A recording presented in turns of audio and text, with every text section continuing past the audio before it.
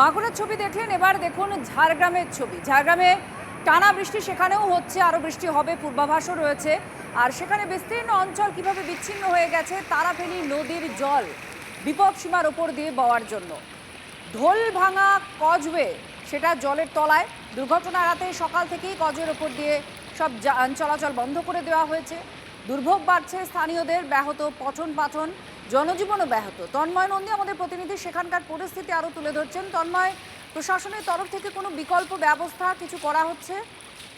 প্রশাসনের পক্ষ থেকে আটকানো নিরাপত্তার ব্যবস্থা করা হয়েছে। দুটো সাইড নদীর দুটো প্রান্তেই সিভিক ভলেন্টিয়ার মোতায়েন করা হয়েছে ডাব্লিউপি পুলিশ। এছাড়াও ওই যে গতকাল রাত থেকে যে টানা বৃষ্টি হয়েছে, এই বৃষ্টির ফলেই প্রায় 1 হাঁটুর সমান জল বইছে ঢোলভাঙা কজওয়ের উপর দিয়ে। সকাল থেকেই যান চলাচল বন্ধ। সাধারণ মানুষকে প্রায় 40 থেকে 45 কিলোমিটার ঘুরপথে যাতায়াত করতে হচ্ছে।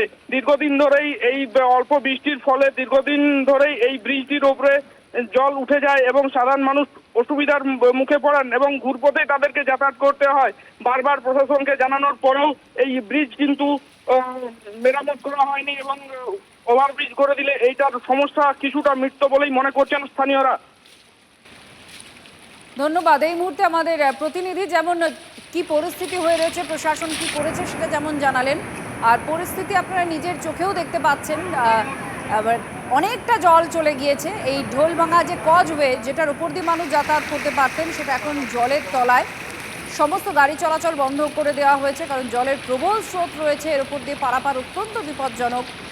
যে সাধারণ যে জীবন যাপন সেটাতেই যেমন ব্যাহত হয়েছে, স্কুলে যাতায়াত করতে পারছে না পড়ুয়ারা। টিভি9 বাংলা সুস্বাস্থ্য 2026।